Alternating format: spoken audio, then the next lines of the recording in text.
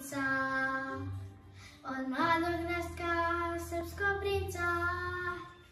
On ne htjede biti vladar, već pobeže u Hilandar.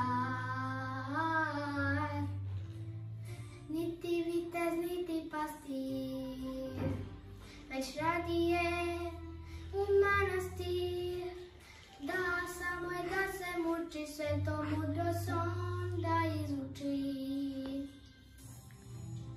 Sveti Savo, mudra glavo, ti nam kaži šta je zdravo, šta je dobro i šta važi.